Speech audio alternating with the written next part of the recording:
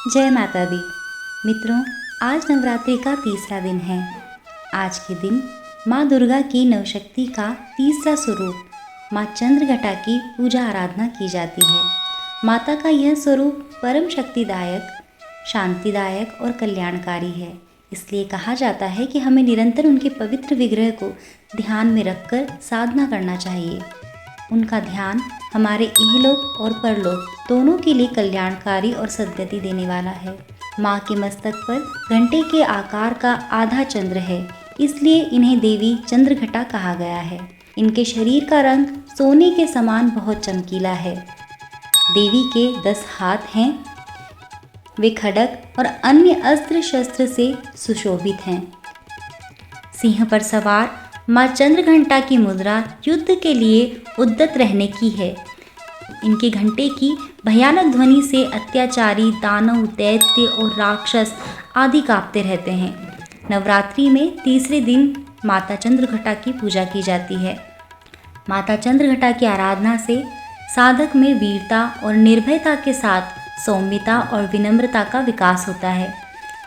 इसलिए हमें मन, वचन और कर्म के साथ ही काया को विहित विधि विधान के अनुसार परिशुद्ध पवित्र चंद्रघंटा के शरणागत होकर उनकी उपासना आराधना करनी चाहिए। देवी का यह रूप परम कल्याणकारी है। आइए सुनते हैं महिषासुर मर्दिनी माँ चंद्रघंटा की पौराणिक कथा। चिरकाल में महिषासुर नाम का एक असुर था। उसका आतंक दिनों दिन बढ़ता चला जा रहा था। उसका आतंक इतना बढ़ चुका था कि तीनों लोक में हाहाकार मच गया था। भगवान द्वारा प्रदत्त अतुल बल से महिषासुर बहुत शक्तिशाली बन गया था। वह शक्ति का दुरुपयोग कर स्वर्ग पर अपना आधिपत्य जमाना चाहता था। इस प्रयास में वह लगभग सफल ही हो गया था। उस समय स्वर्ग के देवता भयभीत हो उठे। स्वयं स्वर्ग नरेश इंद्र भी चिंतित हो उठे। महिषासुर स्वर्ग का सिंहासन पाना चाहता था। उस समय सभी देवता ब्रह्मा जी के पास गए और उनसे सहायता मांगी। ब्रह्मा जी बोले, वर्तमान समय में महिषासुर को परास्त करना आसान नहीं है। इसके लिए हम सभी देवताओं को महादेव की शरण में जाना पड़ेगा। उस समय सभी देवता सबसे पहले जगत के पालनहार भगवान विष्णु के पास गए और उनसे सहमति लेकर सभी महादेव के पास कैलाश पहुँचे।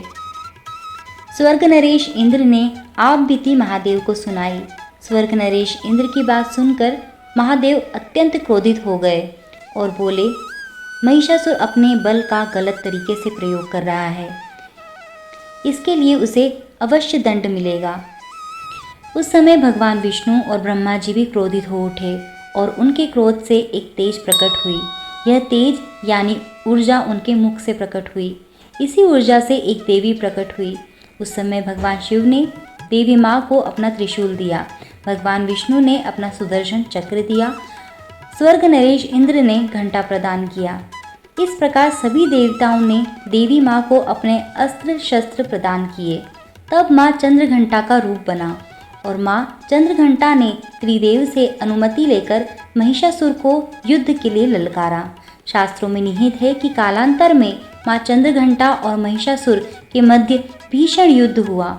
इस युद्ध में माँ के प्रहार के सामने महिषासुर टिक न सका। उस समय महिषासुर का वध कर माँ ने तीनों लोकों की रक्षा की। तीनों लोकों में माँ के जयकारे गूंजने लगे। कालांतर में माँ चंद्रघंटा की पूजा उपासना की जाती है। माँ अपने भक्तों के सभी दुख हर लेती है, साथ ही सुख, समृद्धि और शांति प्रदान करती है। अतः साधक श्रद्धा भाव से शारदीय नवरात्रि के तीसरे दिन माँ चंद्रघंटा की उपासना करते हैं। जय माता दी।